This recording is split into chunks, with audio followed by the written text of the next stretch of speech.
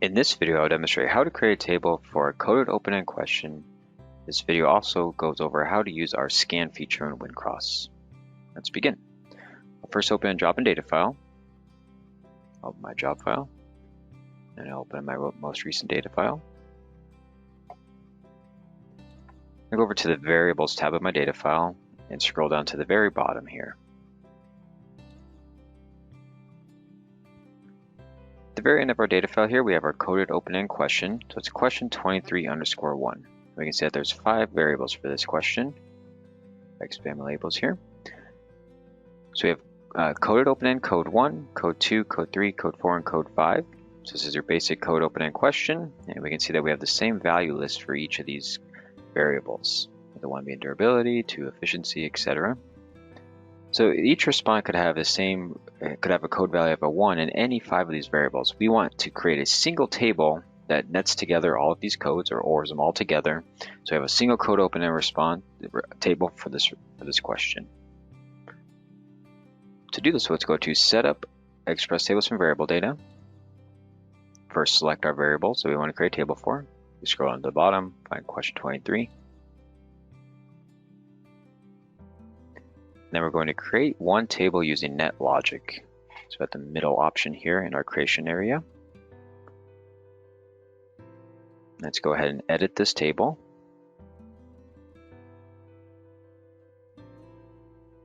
We'll change our title here to be what question 23 was.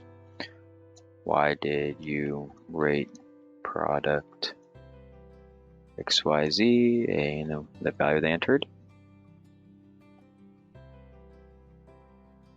Take a look at our rows here. So we can see that our rows are been added from the data file. They use the value list, the code value list from the data file, and our logic is slightly different for this table. We can see our logic is question 23_1, then S5, and then the code value of a 1. So the S5, S stands for scan in WinCross. Scan is another way of using OR in WinCross. So what we're saying here is we want to say question 23_1 is a 1, or for a total of 5 variables in the data file. So it starts with question 23_1, and if for a total of 5, and they're in sequential order of the data file. So question 23_1 is a 1, or question 23_2 is a 1, or _3 is a 1, _4 is a 1, or _5 is a 1. So we're taking all 5 of those variables from our data file and ORing them together here. Anytime we see a code value of a 1, we know that's for durability. Likewise for eco-friendly here, question 23_1, S5 is an 8. So anytime we see a code value of an 8 in any of those 5 variables, we know that is eco-friendly. So scan is just a short way of doing OR. And it is important to note that it is the order of the data file. So it's starting with Q23_1, and then the next 4 variables for a total of 5 variables in the data file. Look in this table, we can also add a couple nets here. We can add a positive net and a negative net. So our first handful of codes here are going to be for our positive net. So I'll select my first row. I'm going to scroll down through multifunctional.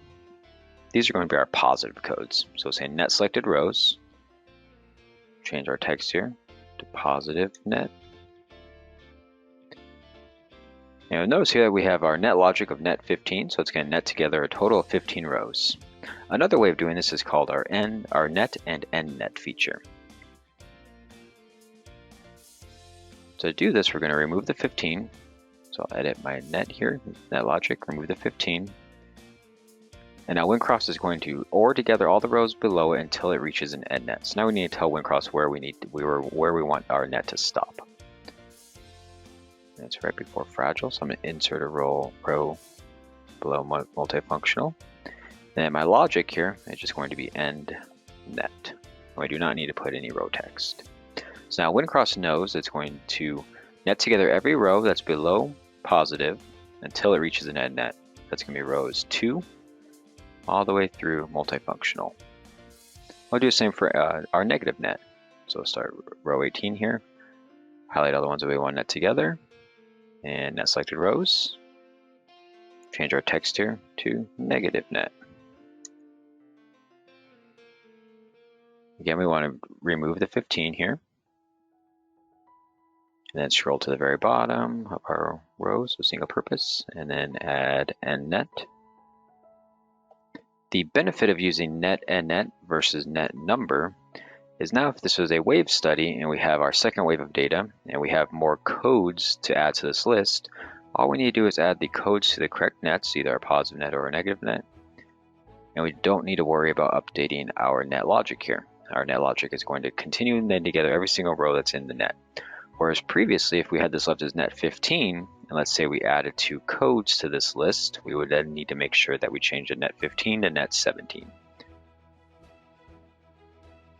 Another common feature with the code open-end tables is putting these in rank order. To do this, we're going to add table option. If you go over to table options, it's going to be OD. You can add table option OD or look through the list here, or table options. You can also hover over OD to see what the code stands for, rank descending. So now our table is going to be in rank order. And if I go back to the very bottom of my rows here, so we have other, don't know, and refuse as a code 97, 98, and 99. If you are ranking your table, you're most likely going to want to also keep the other, don't know, and refuse at the bottom of the table. So always force them low. So to do this, we can go over to our row options, select the ellipses. In the bottom right area, we have our ranking options. If ranking, force rank to high, low, or neither. If we choose low here, select OK. It's going to add RL to the row options, and we can go ahead and copy that down.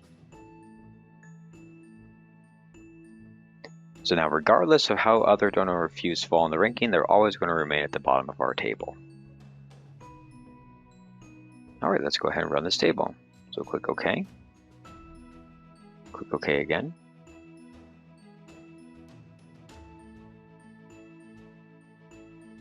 Go to Run Tables. Select our table at the bottom here.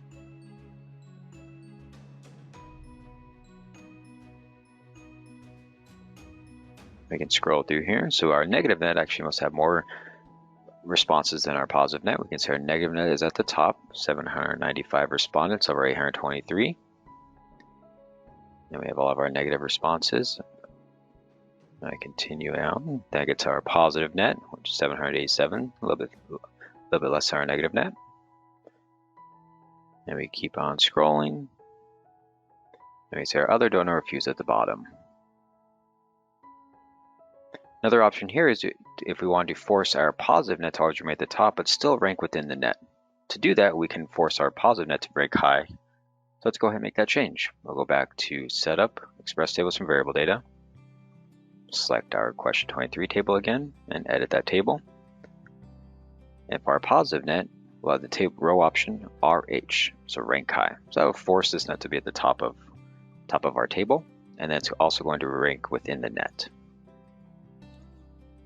Likewise, if we had other nets too, other than just negatives, we also force negative to rank high. And maybe if you had neutral, you wanted to rank at in the middle, or somewhere around wherever that would be, you can add that as well. We'll select OK, OK again, and we'll rerun, run tables.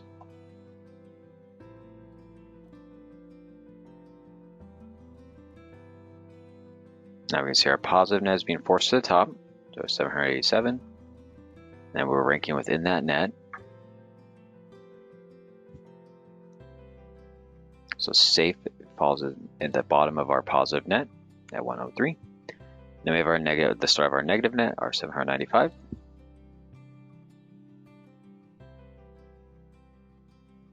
Thank you for watching this video. Check out our other videos and our online help.